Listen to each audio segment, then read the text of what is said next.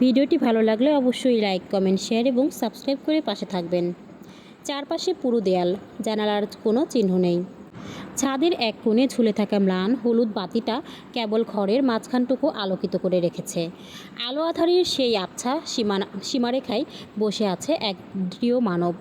গায়ে তার off white panjabi, সবসময়ের মতোই হাত দুটো কোনোই অবধি কোটানো, এক পা আরেক পায়ের উপর তুলে কাউচে হেলান দিয়ে বসে আছে সে। অস্বাভাবিক রকম শান্ত আর মুখের আদল, নেই কোনো রাগের বহিঃপ্রকাশ। সামনেই শক্ত রশিতে বাঁধা অবস্থায় ছটফট করছে রিজভি, মুখের ওপর চওড়া কস্টেপ বসানো, যার দরুন আকুল আর্তনাদগুলো স্টেপ একটা অস্পষ্ট ক্ষুব্ধ গোঙানিতে আটকে যাচ্ছে। ঘামে জপজপ করছে শার্টের কলার, চোখ দুটো আতঙ্কে স্থির হয়ে আছে কেবল একজন মানুষের দিকে, ঠক ঠক ঠক ঠক। কাউচের পাশের টেবিলটায় এক হাত ছড়ানো পূর্বর, বাজ পাখির ন্যায় তীক্ষ্ণ চোখচোরা নিবদ্ধ সেই হাতের ওপর অন্য হাতের আঙুলের ভাঁজে চকমক করছে একখানা মারাত্মক ধারালো সরু ফাউন্টেন নাইফ। দক্ষতার সহিত অবিশ্বাস্য গতিতে ছুরিটার ফলার তীক্ষ্ণ ডগা লাগাতার ঠুকছে নিজের ছড়ানো আঙুলগুলোর ঠিক মাঝখানের ফাঁকা জায়গাগুলোতে। এত দ্রুততর করছে যে একটুখানি এদিক ওদিক হলেই একটা আঙুল কেটে আলগা হয়ে মেঝেতে গড়িয়ে পড়বে যে কোনো সময়। ভয়ের তো ঢুক গিলছে রিজভি। এভাবে মিনিট খানেক পার হলো নির্বিকার পূর্ব, তবুও তৃতীয়বার ছুরিটা নামানোর আগে হঠাৎ থেমে গেল সে। ধীরে সুস্থে মাথা তুলল সামনে। শুনলাম আজকাল নাকি সবার তেজ কমানোর দায়িত্বটা বেশ আগ্রহ নিয়েই পালন করছিস। সামান্য ঝুঁকল পূর্ব, অত্যন্ত স্বাভাবিক ভঙ্গিতে বলতে লাগলো, আমার কয়েকটা স্পেশাল গেস্ট আছে, অনেকক্ষণ ধরেই অপেক্ষা করছে তোর জন্য। শরীরে খুব তেজ তো তোর? বেশ। ছুরিটার ফলায় আঙুল বুলিয়ে পুনরায় ঠান্ডা কণ্ঠে ব্যক্ত করল সে। ওদের সামনে দাঁড়ালে সেই তেজ কতক্ষণ অটুট থাকে সেটাই আজ দেখা যাক। ভয়ে ক্রমাগত মাথা ঝাঁকাতে লাগলো রিজভি। ছটফট করলো অস্থির হয়ে। ছুরিটার নিপ টেবিলের উপর ঠুকে সোজা হয়ে বসলো পূর্ব। কি মনে করেছিলি সেদিনের খবর আমার কানে আসেনি? হা, আমার শহরে যেখানে একটা কাকপক্ষী প্রবেশ করলেও সেকেন্ডের ভিতর আমার মস্তিষ্ক জানা হয়ে যায়, সেখানে এত বড় একটা খবর পৌঁছাবে না? সেদিন তোকে ছেড়ে দিয়েছিলাম ইচ্ছেবশত। সামনে ইলেকশন, অযথা কোনো ঝামেলায় জড়ানোর বিন্দুমাত্র ইচ্ছে আমার ছিল না। একটা মানুষকে তার প্রাপ্য শাস্তি দিতে গিয়ে নিজের সময়, নিজের অবস্থান নষ্ট করার মতো বোকা আমি নই। প্রথমবার ছেড়ে দিলেও দ্বিতীয়বার? পূর্ব মির্জার ডিকশনারিতে দ্বিতীয়বার বলে কোনো শব্দ নেই। আর তুই তো সেখানে সোজা আমার বুকের পাঁজরেই হাত বাড়িয়েছিস। উঠে দাঁড়ালো পূর্ব, আর একটা বাড়তি শব্দ উচ্চারণ করলো না। উঠে দাঁড়িয়ে পাঞ্জাবির হাতার দুটো হাত দিয়ে সামান্য ছেড়ে নিয়ে কাউচ ছেড়ে দরজার দিকে পা বাড়ালো। রিজভি তখনও আপ্রাণ ছটফট করছে।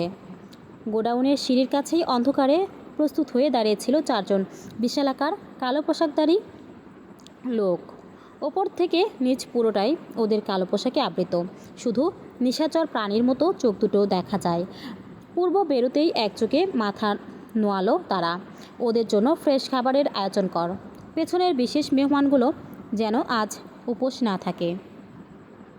আজ ওদের ডিনারটা একটু স্পেশাল হওয়া চাই। পেছন থেকে একজন গার্ড ইতস্তত করে ডাকলো, বস। পূর্ব থামলো। লোকটা নিম্ন স্বরে প্রশ্ন করলো, আজ আপনি যাবেন না? কবজির ওপরের হাত ঘড়িটার দিকে চাইল পূর্ব। দেখল ঘড়ির কাঁটা অলরেডি রাত 3টার ঘর পার হয়ে 4টের কাছাকাছি ঠেকেছে। ঠোঁটের কোণে ক্ষীণ বাঁকা হাসি এনে বলল, আজ মুড নেই। পুনরায় কদম বাড়ালো পূর্ব। 2 কদম হেঁটেই খানিকটা থেমে দাঁড়ালো। ঠোঁট কামড়ে বলে গেল, কাইজারকে পাঠিয়ে দিস। আজ এরিনার মেহেদির অনুষ্ঠান, আগামীকাল গায়ে হলুদ, আর তার পরদিনই সোজা বিয়ে, যার দরুন আজ সকাল থেকেই মির্জাবাড়ির গৃহিণীদের দম ফেলার এক বিন্দু ফুরসত নেই। রান্নাঘর থেকে শুরু করে বসার ঘর সর্বত্র যেন এক ব্যস্ততার মহাসমুদ্র। নিচতলার বিশাল বাগান জুড়ে প্যান্ডেল টাঙানোর কাজ চলছে।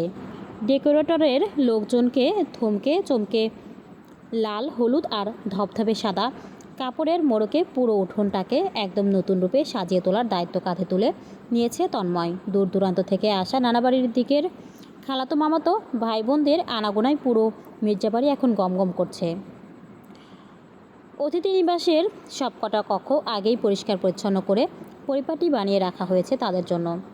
ওপরের বিশাল ছাদটা ইতোমধ্যে দখল করে নিয়েছে তরুণ তরুণীরা। আজকের আয়োজনটা খুব জাঁকজমকপূর্ণ না হলেও আনন্দে কোনো কমতি নেই। ছাদের একপাশে রঙিন কাঠ আর ফুল দিয়ে ছোট্ট একটা সাজ তৈরি করা হয়েছে। অন্য পাশে বসার জন্য গদি, কুশন আর চেয়ার রাখা।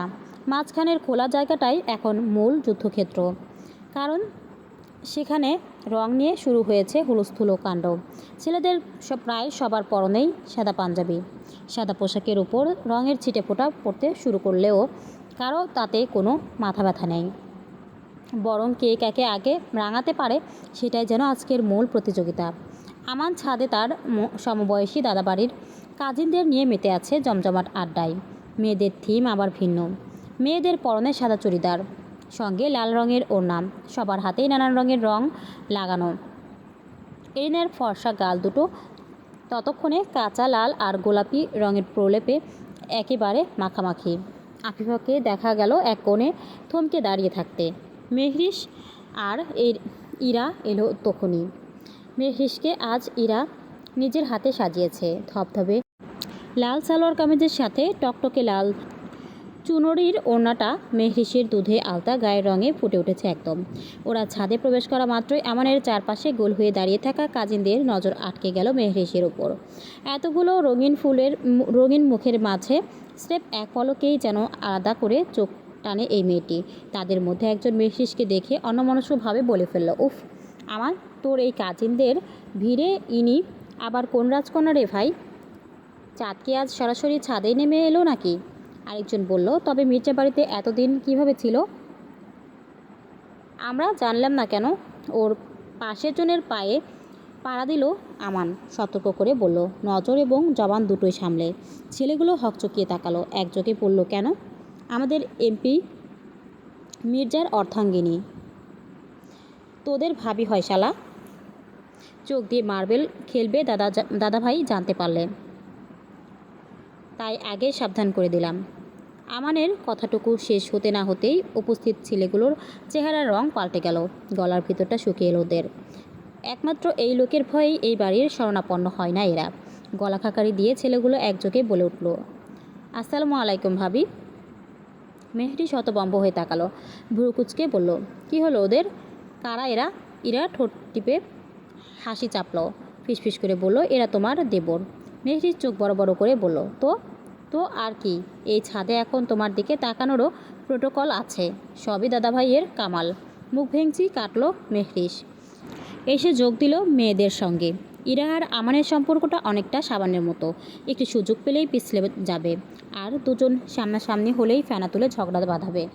আমান কাজিনদের সঙ্গে কথাবার্তায় ব্যস্ত ভীষণ, তবে ওর পাঞ্জাবিখানা একদম ফকফকা, নিট অ্যান্ড ক্লিন। ওটাই সহ্য হলো না দূরে দাঁড়িয়ে থাকা ইরার। সবার পাঞ্জাবিতে রঙের দাগ থাকলে এই হনুমানটার পাঞ্জাবি কেন সাদা থাকবে? মাথায় দুষ্টু বুদ্ধি চাপল ইরার। চট করে কোণের একটা ছোট নীল প্লাস্টিকের বালতিতে লাল আর গোলাপি রং পানিতে গুলে গাঢ় থকথকে মিশ্রণ বানিয়ে ফেলল। পা টিপে টিপে নিঃশব্দে এগিয়ে গেল আমানের ঠিক পেছনে। পরক্ষণেই ঝাঁপ করে পুরোটা বালতি উপরে দিল আমানের গায়ের ওপর। হেই, কী সব? আমান তড়িৎ ঘুরে দাঁড়ালো। চুল থেকে টুপটুপ করে লাল পানি ঝরছে। সাদা পাঞ্জাবি ততক্ষণে যা তা অবস্থা। সামনে দাঁড়িয়ে ইরা ততক্ষণে হাসতে হাসতে গলা ফাটিয়ে আওড়ালো, আজকের শুভ সূচনাটা তোর ওপর দিয়েই করলাম, হ্যাপি মেহেদি। ইরা একগাল হেসে উল্টো ঘুরে লাগালো ভো দৌড়। জানে এখন এই ইঁদুর মুখোটা ওর পিছনে লাগবে। হলোও তাই। আমান পাঞ্জাবির হাতা গুটিয়ে চেঁচালো পিছন থেকে, এই ডাকিনি, দাঁড়া তুই, আজ তোকে আমি রঙের ড্রামে চুবাবো। চেঁচিয়ে দৌড়ালো আমান। ইরা এপাশ ওপাশ ছুটল। আমান সামনে পেল আফিফাকে। মেয়েটার হাতে রঙের একটা থালা। ওখান থেকেই এক মুঠো সবুজ রং তুলে নিল আমান। ছাদ জুড়ে চোর পুলিশ খেলা শুরু হয়ে গেল। ইরা ছাদের এপাশ ওপাশ ঘুরে নিজেকে বাঁচানোর আপ্রাণ চেষ্টা চালাচ্ছে, কিন্তু শেষ রক্ষা হলো না ওর। ছাদের একদম উত্তর কোণের পানির ট্যাঙ্কের পাশের সরু দেয়ালটার সামনে গিয়ে আটকা পড়ল ইরা। ততক্ষণে আমানও এসে দাঁড়ালো। দেয়ালের দুই পাশে দুই হাত রেখে বন্দি করলো ইরাকে। পালাবার আর কোনো পথ নেই। কোথায় যাবি এবার? ছেড়ে দাও না আমান ভাই, ভুল করে ফেলেছি তো, এবারের মতো ছেড়ে দাও। ওরে পোল্ট্রিবাজ মহিলা, একটু আগেই না আমায় তুই তুকারি করছিলি, যেই না চিপাই পড়লি অমনি কথার টোন বদলে গেল। আস্তা পোল্টিবাজ মহিলা তো তুই। ইরা সেসব কথা কানে তুলল না। ডাগর ডাগর চোখ দুটো মেলে অনুরোধ করলো, তোমায় আমি নতুন একটা পাঞ্জাবি কিনে দিব, এবারের মতো যেতে দাও প্লিজ। আমান শুনল না সেসব, উল্টো বলল, তোর পাঞ্জাবি গুষ্টি মারি বলেই মুঠো করা হাতটা বাড়ালো সামনে। ইরা চোখ মুখ খিচিয়ে বন্ধ করে নিল। আমান একটুখানি ঝুঁকে আসলো ওর একদম কাছাকাছি। বাম হাতের মুঠোয় থাকা রংটুকু ইরার ধবধবে ফর্সা গালের উপর মাখিয়ে দিল ও। আমানের হাতের স্পর্শে ছলছল চোখ দুটো মেলে চাইল ইরা। সে চাহনিতে আমানের বুকের ভেতরটাই হঠাৎই মোচড় দিয়ে উঠল। এত কাছাকাছি ইরাকে সে কখনো দেখেনি, আশা হলেও খেয়াল করেনি। এমনভাবে আমানের ভিতরটা ওলটপালট হয়ে এলো কেমন, এমন তো কখনো হয়নি। তাহলে আজকাল এই ডাকিনিটার কাছাকাছি এলেই এমন অদ্ভুত অনুভূতি হয় কেন শরীর জুড়ে? গভীর অতলে তলিয়ে থাকা আমানের ধ্যান ভাঙল ইরার ধাক্কায়। ইরা গজগজিয়ে হাতের উল্টো পিঠে গাল ডলছে আর ফ্যাস ফ্যাস করে চেঁচাচ্ছে, ছি ওয়াক, গিদর তোর বা হাত কেন লাগিয়েছিস আমার গালে? যা সর এখান থেকে। আমানের বুক ঠেলে সরে এলো ইরা। ওড়না দিয়ে গাল ডলে যাচ্ছে ও। পিছনে হতবম্ব আমান দুই পাশে মাথা ঝাঁকালো তখন। মাথা থেকে এমন আজগুবি চিন্তাভাবনা দুটোরই ইতি ঘটালো। বুক ভরে একটা দীর্ঘশ্বাস ফেললো। ভিজা চুলগুলো পেছনের দিকে টেনে টেনে বিড়বিড়ালো, ডাকিনি ডাকিনি, তেঁতুলতলার উল্টো পায়ের ডাকিনি এটা। নিশ্চয়ই আজকাল মন্ত্রতন্ত্র আয়ত্ত নিয়েছে। না, এটার থেকে দূরে দূরেই থাকতে হবে। ছাদের একপাশে প্যান্ডেলের কাজ প্রায় শেষ। রঙিন কাপড়ের ছাউনিতে নিচে সারি সারি ছোট ছোট লাইট বসানো হয়েছে। সন্ধ্যা নামলেই পুরো ছাদটা আলোয় ঝলমল করে উঠবে। তবে কাজ এখনও বাকি আছে বেশ খানিকটা, বিশেষ করে লাইটিংয়ের শেষ মুহূর্তের সেটআপ। তন্ময় ছাদের মাঝখানে দাঁড়িয়ে দুইজন ছেলেকে নিয়ে সেই কাজটাই তদারকি করছিল। হাতে একটা লম্বা তারের গোছা। চোখ দুটো বারবার উল্টে যাচ্ছে ছাদের কার্নিশের দিকে। একবার ডান দিকে তাকাচ্ছে, আবার বাঁ দিকে। আর তার নিচে দাঁড়িয়ে থাকা দুই ছেলেকে নির্দেশ দিচ্ছে, ওইখানে না, এখানে দাঁড়িয়ে আছিস কেন? একজন ছেলে তার হাতে থাকা লাইটের তারটা সামান্য ডান দিকে সরিয়ে ধরতেই তন্ময়ের ভ্রু কুঁচকে গেল। আবার ডান দিকে নিলি কেন? আমি তোকে বাঁদিকে নিতে বলেছি। ছেলেটা আমতা আমতা করে বলল, ভাই আপনি তো এই দিকটা দেখাইছিলেন। আমি এই দিক দেখাইছি মানে এই জায়গায় লাগাতে বলছি ইডিয়েট। না মানে টানে বাদ দে, আমার কথা মন দিয়ে শোন। ওই পিলারের গা ঘেঁষে তারটা নিয়ে যাবি, তারপর সোজা ওই লাইটটার সঙ্গে কানেকশন দিবি, বুঝছিস? জি ভাই। তাহলে দাঁড়িয়ে আছিস কেন? কাজ কর। ছেলে দুটো মাথা নেড়ে কাজে ব্যস্ত হলো। তন্ময় দুই পা পিছিয়ে দাঁড়িয়ে কাজটা দেখছিল। ঠিক তখনই পেছন থেকে ভেসে এলো মিষ্টি একটা ডাক, তন্ময় ভাই। তন্ময়ের কানে শব্দটা গেল ঠিকই, কিন্তু সে পেছনে ফিরল না। চোখ তখনও লাইটের তারের দিকে আটকে রাখলো। উত্তর না পেয়ে কিছুক্ষণ অপেক্ষা করে আবার ডাকলো, তন্ময় ভাই। পিছন না ঘুরেই উত্তর দিল তন্ময়। আফিফা একটু কাছে এগিয়ে এলো। হাতে ছোট্ট একটা থালা জুড়ে নানা রঙের রং। মৃদু স্বরে বলল, একটু রং মাখাই আপনাই। তন্ময় এবারও খুলল না। ছেলেদের একজনকে উদ্দেশ্য করে বলল, ওই তারটা আর একটু টান টান করে ধর, ঢিলে রাখলে পুরো ডিজাইনটাই নষ্ট হয়ে যাবে। তারপর হাতের ইশারায় আফিফাকে বলল, আফিফা এখন কাজ করছি, যা পরে আসিস। কথাটা স্বাভাবিকভাবে বললেও আফিফার হৃদয়টা দু টুকরো হলো তাতে। মলিন মুখে থালাটা শক্ত করে চেপে রাখলো। এতক্ষণ কত যত্ন করে রং বেছে এনেছে। ভেবেছিল তন্ময় ভাইকে নিজের হাতে একটু রং লাগাবে, তার কাছ থেকেও একটু রং নেবে। অথচ মানুষটা একবারও ঘুরে তাকালো না, দেখলো না অবধি। কিছুক্ষণ চুপ করে থাকার পর পুনরায় সাহস সঞ্চয় করে আস্তে করে বলল আবার, তাহলে আমাকে একটু রং লাগিয়ে দিন না। ভীষণ আবদার নিয়ে বলল আফিফা। তন্ময় ছেলেদের কাজ দেখতে দেখতেই বিরক্ত গলায় বলল, আফিফা ডিস্টার্ব করিস না তো, যা এখান থেকে, দেখছিস না কাজ করছি। কথাটা এবার একটু কড়াই শোনালো। ভীষণ মনক্ষুণ্ণ হলো ওর। আফিফা চুপ করে গেল। চোখ দুটো টলমল করে উঠল, ঠোঁট দুটো কেঁপে কেঁপে উঠল। মাথাটা নিচু করে দাঁড়িয়ে রইল। যে মানুষটার কাছ থেকে দুটো মিষ্টি কথা শোনার আশায় এতখানি উৎসাহ নিয়ে ছুটে এসেছিল, তার কাছ থেকেই এমন ধমক পাবে ভাবেনি। তন্ময় নিজের কাজে ব্যস্ত, একবারও খেয়াল করলো না মেয়েটা এখনও ঠিক তার পেছনে দাঁড়িয়ে আছে। এইটা ওইখানে নে। হ্যাঁ, এবার ঠিক আছে। একটু পর আবার বলল, ওই লাইটের লাইনটা চেক করেছিস? জি ভাই, ঠিক আছে, এবার নিচে আয়। ছেলে দুটো কাজ গুছিয়ে নিচে নামলো। এ পাশটা ফাঁকা হলো অনেকটাই।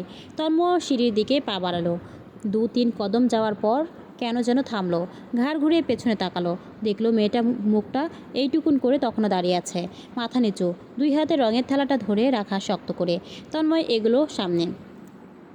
আফিফা পায়ের শব্দ পেয়েও মুখ তুলল না, বরং মাথাটা আরও নিচু করে ফেলল। তন্ময় এসে ঠিক সামনে দাঁড়ালো। কয়েক সেকেন্ড চুপ করে থেকে থালাটার দিকে তাকালো। তারপর 2 আঙুলে সামান্য রং তুলে নিয়ে মাখালো আফিফার গালে। সঙ্গে সঙ্গে মাথা তুলে চাইলো আফিফা। তন্ময় বলল, এবার খুশি? আফিফার ভীষণ উচ্ছ্বসিত হয়ে বলল, খুব। বলেই থালা নিয়ে ছুটল আফিফা। তন্ময় সেদিকে চেয়ে হাসলো অল্প, বিড়বিড় করে আওড়ালো, কাঠবিড়ালি একটা। নিচ থেকে আসা ধমকা ধমকির শব্দে থেকে দাঁড়ালো ছাদের সকলে। কৌতূহলী হয়ে এসে দাঁড়ালো ছাদের রেলিংয়ে ঘেঁষে। চাইলো নিচে, দেখলো তন্ময় 2 হাত পেছনে জোড়া করে ডেকোরেটরের লোকগুলোকে ঝাড়ছে। ডেকোরেশনের ছেলেরা ভয়ে জবুথবু হয়ে চুপসে দাঁড়িয়ে আছে। তন্ময়কে এরা পূর্ব চাইতেও বেশি ভয় পায়। হুটহাট রেগে মেগে কী করে বসবে কে জানে। পৃথিবী উল্টে গেলেও মির্জাবাড়ির এই দুটোকে পরিবর্তন করা যাবে না। ইরার কথায় মেহরিশ ভ্রু টান টান করে জানতে চাইল, কারা এই দুজন? আর কারা? আমাদের দাদা ভাই। আর ওই যে নেজে গড় যাচ্ছে আমার ভাই। কেন, ওনারা কখনো রং খেলে না? ইরা গাল ভরে তাচ্ছিল তাই হাসলো। হাসতে হাসতে বলল, এরা খেলবে রং? ছোঁয়াচে রোগের মতো দূরে পালায় কোনো অনুষ্ঠান দেখলে। মনে হয় কোনো মরণব্যাধিতে আক্রান্ত হবে। মেহরিশ চিবুক উঁচিয়ে বলল, তাই নাকি? তাহলে তো দেখা যাচ্ছে আমাকেই কিছু একটা করতে হয়। ইরা অমনি ঘাবড়ে গিয়ে ওর হাত চেপে ধরল। কি করবে তুমি? এসবে একদম নিজেকে জড়াতে যেও না মেহরিশ, খবরদার। অসম্ভবকে সম্ভব করাই মেহরিশ মির্জার কাজ, ডার্লিং। পাশ থেকে আমান ফোড়ন কাটলো, ডায়লগটা কোথায় যেন শুনেছি। আফিফা বলল, এটা তো ওই যে বুক ফুলিয়ে হাঁটা নায়ক অনন্ত জলিলের ডায়লগ। সঙ্গে সঙ্গে সবাই হু হা করে হেসে উঠল। মেহরিশ চোখের পলকে হাওয়া হয়ে গেল সেখান থেকে। যেতে যেতে কখন যে আফিফার হাতে থাকা থালা থেকে এক মুঠো রং তুলে নিল সেটাও বোধগম্য হলো না সকলের। অবাক হয়ে নিচে তাকিয়ে থাকলো সবাই। মেহরিশ কী করবে সেটাই দেখার পালা। পাশ থেকে এরিনা ধমকালো ইরাকে। আতঙ্কে চেঁচিয়ে উঠল মেহরিশ, যেও না, তন্ময় ভাই কিন্তু খুব রেগে যাবে। কিন্তু মেহরিশ ততক্ষণে ছাদের সিঁড়ি টপকে ফুরুত করে নিচে নেমে গেল। বাগানে তখনও তন্ময় গর্জে চলছে, আমি তোদের প্যান্ডেলের ওই পাশের পর্দাগুলো সকাল 8টার মধ্যে টাঙাতে বলেছিলাম না? এখনও ওগুলো নিচে গড়াচ্ছে কেন? ছেলেগুলো ভয়ে ভয়ে জবাব দিল, ভাই রশিটা একটু কম পড়ছিল তো, তাই তোর অজুহাত শুনতে চেয়েছি আমি। 10 মিনিটের মধ্যে যদি সব ওকে না হয় তবে তোদের কাজ করা ছুটাবো আমি চিরতরে।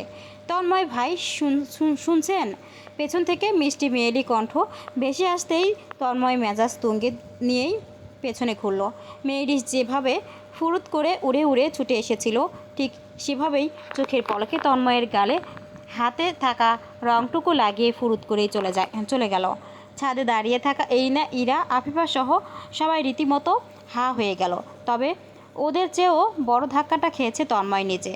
সে পুরো স্তব্ধ, আহাম্মকের মতো হা করে তাকিয়ে ও ধীরে ধীরে হাতটা তুলে গালে স্পর্শ করে সামনে আনলো। আঙুলের ডগায় লেগে আছে টকটকে লাল রং। বিস্ময়ে কপাল কুঁচকে এলো তন্ময়ের। বস, খবর নিয়ে সুনিশ্চিত হয়েছি, লোকটা এখন সিঙ্গাপুরে আশ্রয় নিয়েছে। ওখানে নিজের একটা আলাদা রাজত্ব বানিয়ে ফেলেছে সে। খুব আরাম আয়েসে পরিবার নিয়ে দিন পার করছে ওখানে। দোতলার ব্যালকনিতে দাঁড়িয়ে ফোনে কথা বলছিল পূর্ব। কথা বলতে বলতে নিচের দৃশ্যটাই চোখ পড়ে তার। শক্ত হয়ে আসা চোয়ালে সবটাই অবলোকন করে দাঁড়িয়ে। ফোনে আপাতত ধ্যান জ্ঞান কিচ্ছুই নেই। ফোনের ওপারে থাকা লোকটা সারা শব্দ না পেয়ে থমকে গিয়ে কয়েকবার ডেকে উঠল, বস, ভাই, শুনছেন কথাগুলো? ভাই। হাত ঘড়ি পরা হাতটা রেলিংয়ে শক্ত হয়ে বসেছে পূর্বর। লোকটার ডাকাডাকিতে গভীর একটা শ্বাস নিয়ে নিজেকে আশ্বস্ত করলো। শক্ত কণ্ঠে কেবল আওড়ালো, বল, শুনছি। হাঁপাতে হাঁপাতে ছাদে উঠল মেহরিশ। চিবু কুচিয়ে বেশ ভাব নিয়ে বলল, কি বলেছিলাম না, অসম্ভবকে সম্ভব করে দেখানো মেহরিশ মির্জার বাঁ হাতের খেলা। তন্ময় ভাইয়ের গালে রং মাখিয়ে একদম সসম্মানে ফিরে এসেছি। ইরা বলল, হ্যাঁ সেটা তো দেখলাম, কিন্তু আসল জনেরটা তো এখনও বাকি। ওনাকে তো আমি গোনাতেই ধরিনি। সঙ্গে সঙ্গে চারপাশে হই হই পড়ল। এক কাজিন হেসে বলল, তন্ময় ভাইয়ের কাছ থেকে তো সই সালামতে ফিরে এলে ভাবি, কিন্তু দাদা ভাইয়ের কাছে গিয়ে একই কাণ্ড করে ফিরে আসতে পারবে তো? আরেকজন যোগ দিল সঙ্গে, আমার কিন্তু মনে হয় না দাদা ভাই তোমাকে রং মাখাবেন, বরং রং তোমায় ছাদ থেকে ফেলে না দেন আবার। সবাই হেসে উঠল একযোগে। মেহরিশ চোখ পাকিয়ে বলল, তোমরা অযথা এত ভয় পাচ্ছ? আমি কিন্তু ওনাকে একদম ভয়টাই পাই না। ভয় পেলে কি আর সংসার করার যায় বলো? রঙে মাখামাখি হয়ে নিচে নামলো এক একটা। ছাদে আপাতত মেহরিশ, আফিফা আর ইরা। সবশেষে নামলো সেই তিনজনও। ছেলেরা আগে নেমে গেছে। সিঁড়ির মুখে এসে আফিফার হাত থেকে থাবা মেরে রং তুলে নিল মেহরিশ। ইরা অবাক হয়ে বলল, কি করছো? মেহরিশ উত্তর করলো না, পা বাড়ালো সামনে। গতিবিধি বুঝতে পেরে আফিফা ইরা একচোখে আতঙ্কে উঠল। অস্ফুট স্বরে ডাকলো দুজন, যেও না প্লিজ, দাদা ভাই ভীষণ রেগে যাবেন। এসব রং ঢং একদম সহ্য করতে পারে না। মেহরিশকে না থামতে দেখে আবারও ডাকলো ইরা, মেহরিশ যেও না বলছি, দাদাভাই জানে মেরে দিবে একদম, যেও না প্লিজ, এসে পড়ো না। কারোর কথাই কানে তুললো না মেহরিশ। চঞ্চলা পা দুটো লাফিয়ে ছড়িয়ে ঢুকলো পূর্বর রুমে। লিভিং স্পেসে চাইলো খুঁজে খুঁজে, নেই উনি এখানে। পায়ে পায়ে এগোলো বেডরুমে, পেয়ে গেল এবারে কাঙ্ক্ষিত লোকটাকে। বেডসাইড টেবিলের ড্রয়ার খুলে কিছু একটা খুঁজছে পূর্ব। ধবধবে অফ হোয়াইট পাঞ্জাবিতে আটসাট হয়ে আছে তার চওড়া পিঠ। মনোযোগ দিয়ে কিছু ফাইল পত্র ঘেটে কি যেন খুঁজে চলেছে। মেহরিশ মনে মনে একচোট হেসে নিল, বা এটাই তো মোক্ষম সুযোগ। চুপচাপ হাঁটি হাঁটি পায়ে এগুলো সামনে। মনস্থির করলো তন্ময়কে যেভাবে আলগোসে লাগিয়ে পগার পা হয়েছিল, এবারও সেটাই করবে ভেবেই নিঃশব্দে হাসলো আরেক চোট। একদম পূর্বর পিছনে গিয়ে দাঁড়ালো। লোকটা একটুও বুঝতে পারেনি নিশ্চয়ই। মেহরিশ এবারে ওর হাতের মুঠোয় থাকা রংটুকু আলগোসে বাড়ালো পূর্বর গাল বরাবর। তবে বোকা মেহরিশ বুঝলো না, সে রুমে এসে দাঁড়ানো মাত্রই আরেকজনের মস্তিষ্ক জানান হয়ে গেছে। তাই তো বিদ্যুতের গতিতে খপ করে মেহরিশের বাড়ন্ত হাতটা চেপে ধরল পূর্ব। পেছনে ঘুরল ও না একবারের জন্য। তার আগেই সবটা কিভাবে জেনে গেল? এটা ভেবেই মেহরিশ বিস্ময়ে চোখ কপালে তুলল। ওর ভাবনার মাঝেই পূর্ব হ্যাচকা টানে মেহরিশকে নিজের বুকের সাথে লেপ্টে এনে মেয়েলি হাতটা পেছনে মুচড়ে ধরল। মেহরিশ ব্যথায় আর্তনাদ করে উঠল। লোকটার 5টা আঙুল ডাবিয়ে বসেছে ওর কবজি জুড়ে। চামড়া ভেদ করে হাড়গুড় ভেঙে দিবে নাকি? অন্যদিনের তুলনায় আজ ব্যথার পরিমাণ দৃঢ়। ব্যথায় নাক মুখ কুঁচকে এলো মেহরিশের। ব্যথায় ছটফট করে উঠল ও। দেবো ভেঙে? খুব বেশি হাত ছোঁয়াছুঁই শিখে গেছেন তাই না? এখন ভেঙে দেই এই হাতটা। উফ, ছাড়ুন, লাগছে তো আমার। ব্যথায় কুঁকড়ে উঠল মেহরিশ। পূর্ব দাঁত পিষল, লাগার জন্যই তো ধরেছি। আজকাল আপনার হাত দুটো বড্ড বেশি চলছে। বেশি ছোঁয়াছুঁই শিখে গেছে, খুব বেশি উড়াউড়ি শিখে গেছেন। ডানা দুটো একদম গোড়া হতে ছেটে দিলে তখন আর এই উড়োউড়িটা করতে পারবেন না। মেহরিশ ব্যথায় ডুকরে উঠে হাত ছাড়ানোর জন্য হাঁসফাঁস করছে। পূর্বর তীক্ষ্ণ চোখ দুটো গিয়ে আটকালো মেহরিশের মুখে। মেয়েটাকে আজ দেখতে একদম অন্যরকম লাগছে। পূর্ব খেয়াল করলো মেহরিশ আজ চোখে কাজল পড়েছে। ডাগর ডাগর চোখ দুটোকে ঘন কালো কাজলের প্রলেপে সাজিয়েছে নিজেকে। কাজল রাঙা চোখ দুটোতে নিষ্পলক চেয়ে থাকলো পূর্ব। মেহরিশের চোখের মনে দুটো কুচকুচে কালো না, অনেকটা হেজেল রঙা দেখতে। তবে দূর থেকে বোঝা যায় না, একদম কাছে এলে এর পার্থক্য বোঝা যায়। ব্রাউন রঙা চুলগুলোতে একটা টকটকে লাল গোলাপ গুজে রাখা কানের পাশটায়। পূর্বর কঠিন চোয়ালটা ছাড়ল সামান্য। বুকের ভেতর জমে ওঠা অজানা তোলপাড় সামলালো সে। উদ্বেলিত অনুভূতির লাগাম টেনে ধারালো বাক্যই আওড়ালো, এখন থেকে এই চোখ, এই মুখ, হাত পা সবটুকু সামলে রাখতে শিখুন। প্রতিটা কদম মেপে মেপে ফেলবেন। অযথা উড়াউড়ি ছোঁয়াছুঁই করা যাবে না, কারণ এই সব কিছুর ওপর যার অধিকার সে নিজের আমানতে অন্যের তিল পরিমাণ নজর বা স্পর্শ বরদাস্ত করবে না। বলে মেহরিশ এর পিঠে হাত ঠেকিয়ে কাছে টানলো পূর্ব। মেহরিশ সরাসরি এসে ধাক্কা খেলো লোকটার সঙ্গে। ওর শরীরটা গিয়ে ঠেকলো পূর্বর চওড়া বুকের উপর। তাতে লোকটার মধ্যে বিন্দু পরিমাণ হেলদোল দেখা না গেলেও 12টা বেজে গেল বেচারির। বরাবর প্রতিবার একমাত্র এই লোকটার কাছে এলে দুর্বল হয়ে পড়েও। কেন এই লোকটার সামান্য সংস্পর্শে পেলে নিজেকে একদম হারিয়ে ফেলে? ওর সমস্ত যুক্তি তর্ক, আত্মসম্মান আর আত্মনিয়ন্ত্রণ কেন কাচের মতো চুরমার হয়ে যায় তখন? মেহরিশ অবশ প্রায়, যে কোনো মুহূর্তেই মাথা ঘুরে পড়ে যাবে বোধহয়। ছটফটানি থেমেছে বহু আগেই। সেই সুযোগটাই লুফে নিল পূর্ব। সুযোগ বুঝে ওর হাত থেকে রংটুকু নিজের হাতে নিল সে। পরপর আলতো করে ছুঁয়ে দিল মেহরিশের গালে। লাগিয়ে সামান্য ঝুঁকলো পূর্ব। আলতো করে কানের পাশ ঘেঁষে বিড়বিড় করে কী যেন উচ্চারণ করলো একটা। এরকম শব্দ মেহরিশ আগে কখনো শুনেনি। সবটা মাথার উপর দিয়ে গেল তাই। কিন্তু মেহরিশ তো মেহরিশই। গহীন মোহে তলিয়ে গেলেও চট করে সামলে নিল নিজেকে। আকস্মিক নিজের রং মাখানো গালটা চেপে ধরল খসখসে পুরুষালী গালের সহিত। পুরুষালী গালেও ছড়িয়ে গেল সেই রং। পূর্ব ছিটকে দূরে সরতেই মেহরিশ লাফিয়ে পিছিয়ে দাঁড়ালো কয়েক কদম। হেসে গড়াগড়ি খেতে খেতে আওড়ালো, হ্যাপি মেহেদি মির্জা সাহেব, বাই বাই বলে একটা চোখ টিপ মেরে পালালো মেহরিশ। পূর্ব ভ্যাবাচাকা খেয়ে দাঁড়িয়ে রইল কতক্ষণ।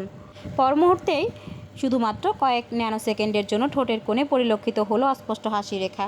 সঙ্গে সঙ্গে আবার গায়েব হয়ে গেল তা। স্বভাবসিদ্ধ ভঙ্গিতে ফিরে টিস্যু চেপে পরিষ্কার করলো গালটা। রাতের বেলা ছাদের একপাশে গোল হয়ে বসেছে মেয়েরা। সন্ধ্যার এই পর্বটা একান্তই মেয়েদের। নিয়ম অনুযায়ী এখানে কোনো ছেলের প্রবেশ নিষেধ। সবাই গাঢ় পিত রঙের চুড়িদার পরেছে আজ, সিফ্রনের ওড়না সাথে। মেহেদি আর্টিস্ট মেয়েরা এসে এরিনাকে ঘিরে বসেছে। তার 2 হাত জুড়ে আঁকা হচ্ছে নিখুঁত সব আলপনা। ডান হাতের ঠিক মাঝখানে আলগোছে ফুটিয়ে তোলা হলো সাব্বিরের নামটা। মেহরিশ খুব উৎসাহ নিয়ে ঝুঁকে পড়ে দেখছিল কিভাবে মেহেদি দিয়ে এত সুন্দর করে নাম লেখা হয়। দৃশ্যটা দেখে এরিনা হেসে মেহেদি আর্টিস্টদের বলল, তোমরা এক কাজ করো, এবার আমাদের ভাবিকেও দিয়ে দাও, একটা সুন্দর ডিজাইন করে দিবে হাতে। মেহরিশ অমনি 2 হাত পেছনে টেনে নাসূচক মাথা নাড়ল। একদম না, আমি এসব চটচটে মেহেদি টেহেদি পরবো না ভাই। কেন? দেখো সবাই তো পড়ছে, তুমি একা কেন খালি হাতে থাকবে? মেহরিশ আপত্তি জানিয়ে বলল। সে যাই হোক, আমি ওসব পরবো না ভাই। ইরা এসে ধরে এনে বসিয়ে দিল মেহরিশকে। নিজে একটা বালিশে হেলান দিয়ে আয়েশ করে বসলো। ওর হাত দুটো টেনে এনে বলল, খুব বেশি ভাব দেখানো হচ্ছে না, আসো তোমায় আমি পরিয়ে দেই। ইরা চটপট মেহরিশের ফর্সা তালুতে সুন্দর এক নকশা আঁকতে শুরু করলো। মেহরিশ বাধা দিলেও শুনল না। খানিকটা এগোতেই এরিনা চোখ টিপে বলল, ইরা, আমাদের ভাবির হাতে আমার ভাইয়ের নামটা সুন্দর করে লিখে দিবি কিন্তু। মেহরিশ নাক মুখ কুচকে পৃষ্ঠে এক অভিব্যক্তি ফুটিয়ে তুলল। সঙ্গে সঙ্গে, ইউই, এই গোমরামুখ লোকটার নাম লিখতে যাব কোন দুঃখে শুনি, তাও আবার আমার এত সুন্দর হাতে। ইরা বলল, স্বামী থাকলে স্বামীর নাম লিখতে হয় হাতে, সবাই তো লিখে। এরিনা আপু সাব্বির ভাইয়ের নাম লিখেছে দেখছো না। চুপচাপ হাত সোজা রাখ তো। তাহলে এক কাজ কর, বজ্জাত এমপি লিখে দাও। মেহেদি পড়াতে আসা আর্টিস্ট মেয়ে দুটো থতমত খেয়ে মুখ চেপে হেসে উঠল। ইরা চোখ পাকিয়ে চাইতেই মেহরিশ বলল, আরে সত্যি কথাই তো বললাম, এই নামটাই তো ওনার সাথে সবচেয়ে ভালো চাই। ইরা মাথা নাড়তে নাড়তে বলল, তোমার সাহস আছে বটে। মেহরিশ আর কিছু বলল না। ইরা অত্যন্ত যত্ন করে ওর হাতের তালুর মাঝখানে সুন্দর নকশা আঁকতে শুরু করলো।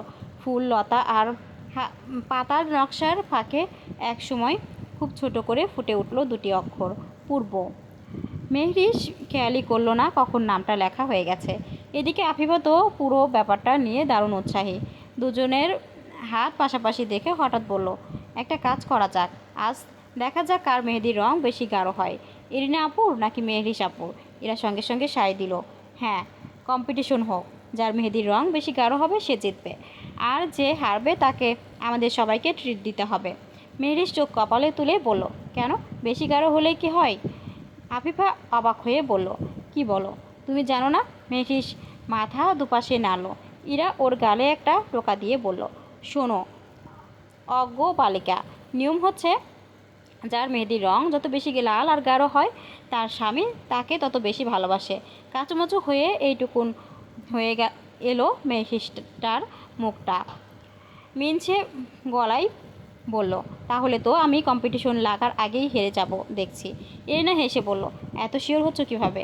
হতেও তো পারে আমার থেকেও বেশি গাঢ় হবে তোমারটা, কুচো হবে। তার চেয়ে তোমরা বলো কি খেতে চাও, আমি এখনই হারমেনে ট্রিট দিয়ে দিচ্ছি। ইরা হেসে ওর কাঁধে ধাক্কা দিল।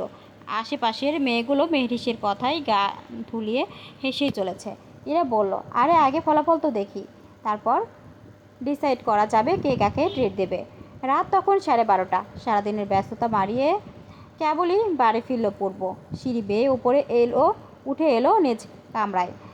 পাঞ্জাবির বুকের উপরের বোতামগুলো খুলতে খুলতে ঘরে ঢুকলো। চোখের তীক্ষ্ণ চাউনিটা ঘুরিয়ে ফিরিয়ে তাক করলো লিভিং স্পেসে। পরিবেশ থমথমে। লম্বা লম্বা কদম বাড়িয়ে সোজা চলে এলো বেডরুমে। ঘরে ঢুকেই থমকে দাঁড়ালো পূর্ব। চারপাশে গভীর দৃষ্টি বুলালো। কাউকে খুঁজলো বোধ হয়, না পেয়েও তেমন প্রতিক্রিয়া সৃষ্টি হলো না। কাবার্ড খুলে তোয়ালে নিয়ে ঢুকলো ওয়াশরুমে। বেশ সময় নিয়ে বের হলো। এরপর দেয়াল ঘড়ির কাঁটা ততক্ষণে রাত 1টার ঘরে ঠেকেছে। তোয়ালে দিয়ে চুল মুছতে মুছতে আবারও এক পলক ফাঁকা বেডরুমটার দিকে চাইলো। সব কিছু আগের মতো থাকলেও কেমন একটা অদ্ভুত শূন্যতা অনুভব করলো পুরো রুম জুড়ে। একটা গভীর দীর্ঘশ্বাস চেপে তোয়ালেটা বারান্দায় মেলে রুমে এলো। গিয়ে বসলো লিভিং রুমের কালো লেদার সোফায়। টি টেবিলে রাখা কিছু জরুরি ফাইল আর নথিপত্র টেনে নিয়ে সাইন করলো। কিন্তু মনোযোগ যেন আজ কিছুতেই ফাইলে আটকে থাকছে না। পেন কাটাকাটি করতে করতে ড্রাফটগুলোই বারবার চোখ বোলাতে বোলাতে পার হলো আরও মিনিট 40। লিভিং স্পেসের দেয়াল ঘড়িটাই চাইলো পূর্ব। 1:40 বাজছে। ফাইলটা বন্ধ করে সোফায় মাথা হেলিয়ে বসলো আরও কিছুক্ষণ। চোখ বুজে বুড়ো আঙুলে কপাল চেপে ওভাবেই মিনিট 5-এর মতো পড়ে রইল। এক পর্যায়ে বিরক্ত হয়ে উঠে দাঁড়ালো। পুনরায় এলো বেডরুমে। অস্থির চোখে চাইলো ফাঁকা বিছানায়। চল খিঁচল বুড়ব। ওই বেয়াদবটা এখনও বাইরে কি করছে? আসছে না কেন? পরক্ষণেই আবার নিজের ভাবনায় নিজেই অবাক হলো। আশ্চর্য, সে কি মেয়েটাকে মিস করছে? রুমে এলেই তো মাথা জ্বালিয়ে খায় তার। এখন কি শান্ত পরিপাটি রুমটা, তবে এই শান্ত পরিবেশটাই আজ অশান্ত করে দিচ্ছে তাকে। এসব ভাবতে ভাবতেই মিনিট 10 রুম জুড়ে পায়চারি চালালো। এরপরই রুম ধুম করে গটগট করে বেরিয়ে পড়লো বাইরে। ইরিনার ঘরের খাট দখল করেছে আজ মেয়েরা।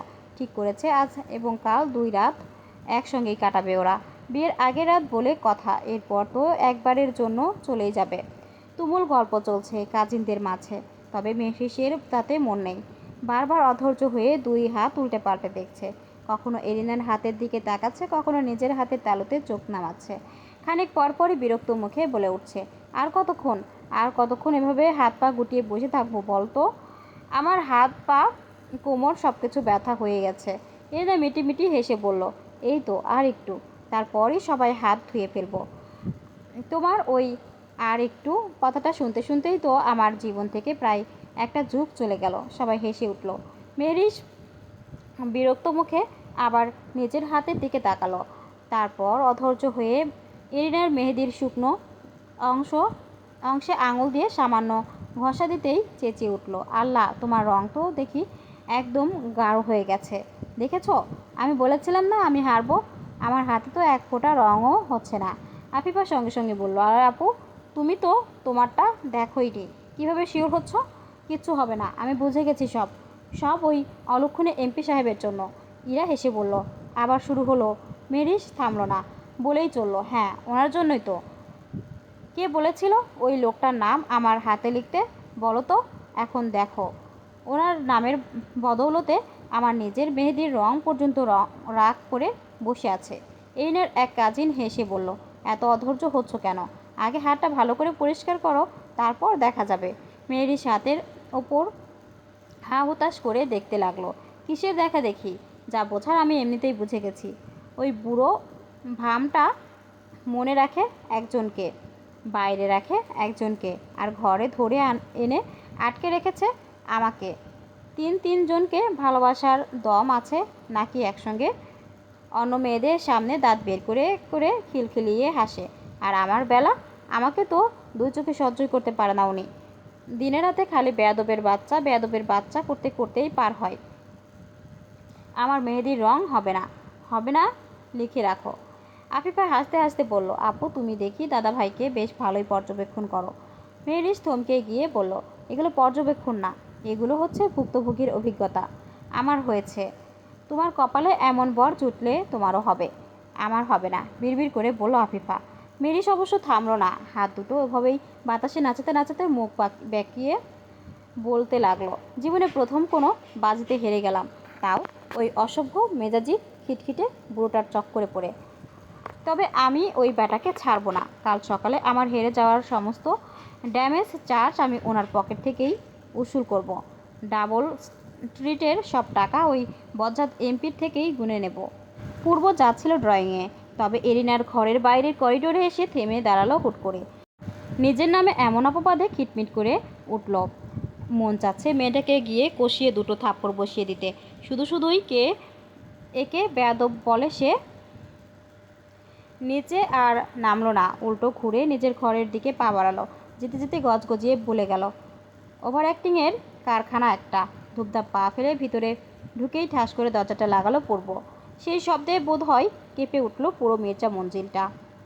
ভিডিওটি ভালো লাগলে অবশ্যই লাইক, কমেন্ট, শেয়ার এবং সাবস্ক্রাইব করে পাশে থাকবেন। পরবর্তী পর্ব পেতে অবশ্যই চ্যানেলটিকে সাবস্ক্রাইব করে রাখবেন। ধন্যবাদ।